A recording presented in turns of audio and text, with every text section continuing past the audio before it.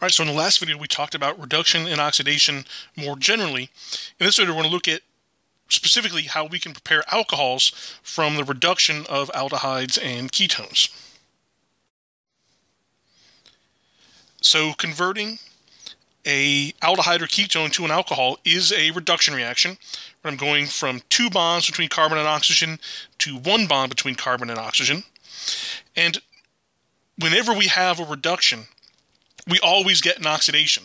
So the reducing agent that we're using to cause the ketone to be reduced is in fact itself oxidized in the process. And the result of a reduction of a carbonyl group is basically the addition of 2 hydrogens across the pi bond. Right? So the oxygen gets a hydrogen and the carbon gets a hydrogen. So we're going to look at 3 different reducing agents that can be used to convert an aldehyde or a ketone into an alcohol. So last semester, we saw that we could use catalytic hydrogenation to convert either an alkene to an alkane, or an alkyne to an alkene, or an alkane. And in that case, we just added an H2 directly across the double bond.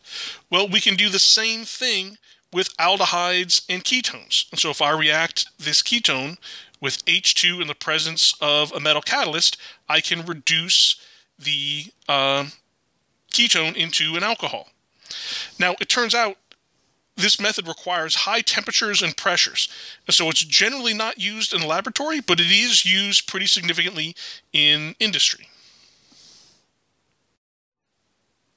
Another more useful reagent for the chemistry laboratory is sodium borohydride, or NaBH4.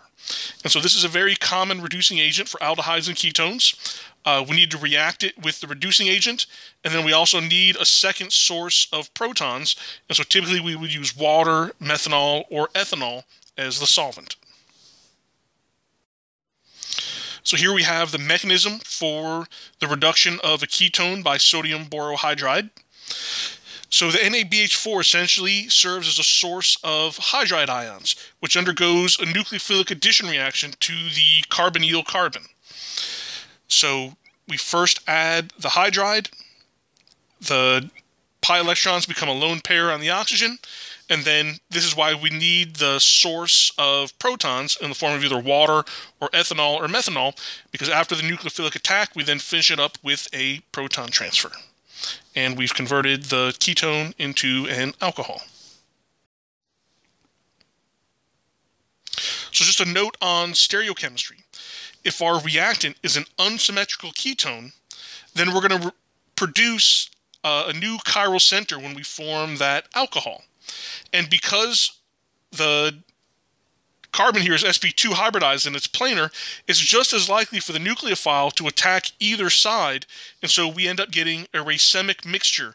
We end up getting both enantiomers when the reactant is an unsymmetrical ketone, and that results in the formation of a chiral center. All right, the third reagent that we can use is lithium aluminum hydride. It reacts very similarly to the sodium borohydride, but it's a much more powerful reducing agent. And so, in fact, if you noticed when we looked at the sodium borohydride, we were able to add that and the water or the methanol or the ethanol together. In the case of lithium aluminum hydride, it would react with the water if we added them together, so we have to do this in 2 separate steps. And so when you're using this reagent, be sure you show the 2 separate steps, or it would be counted as wrong.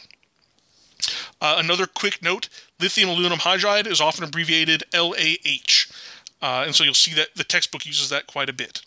But structurally, the lithium aluminum hydride and the sodium borohydride have very similar structures. And so while this is a more powerful reducing agent, the mechanism is in fact basically the same. And I have that on the next slide. Right, so just like with the NaBH4, we start off with a nucleophilic attack involving the hydride ion, and then we followed up with a proton transfer. And I don't have a slide on this, but just like the NaBH4, if I have an unsymmetrical ketone, a reaction with the lithium aluminum hydride will give me a racemic mixture giving me both enantiomers in equal proportions. So one big difference between the three reducing agents that we've talked about, the hydride delivery agents, so the NaBH4 and the LiAlH4, are selective for adding to the carbonyl group. And so when I use these reagents, I can do that in the presence of an alkene, and I'll preserve the alkene. They'll only reduce the carbonyl. If I use the catalytic hydrogenation, it just reduces everything. And so it will react with not only the carbonyl, but it'll also react with the alkene. So this is another advantage of the hydride delivery agents as opposed to the catalytic hydrogenation. Don't worry too much about this slide, but there are ways that we can tune the strength of these reducing agents. So if instead of using hydrogens as all the groups that are attached to the boron or the aluminum, if I change those groups out with alkoxides or cyano groups or sterically hindered groups, I can make the reducing agents more or less powerful to suit my needs. And so there are literally hundreds of related reducing agents to the sodium borohydride and the lithium aluminum hydride.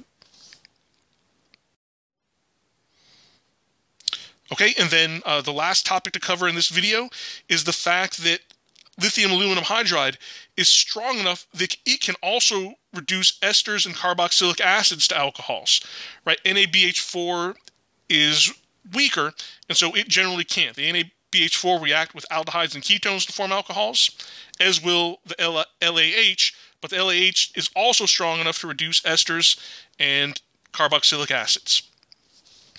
And so because it's going to be, I need two equivalents of the LaH, because it's going to be two separate reduction steps, we would use excess LaH, but it can convert both the carboxylic acid and the ester into the primary alcohol.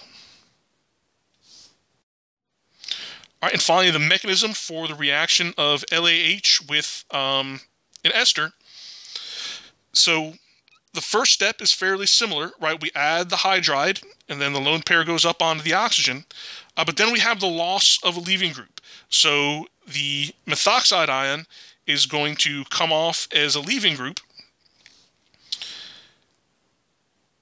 This then converts from the intermediate here into a carbonyl. And so then now these last two steps are the same as the steps in the mechanism as it would react with a aldehyde in this case, right? So we add the hydrogen in a nucleophilic attack, and then we have a proton transfer step to finally give us the alcohol.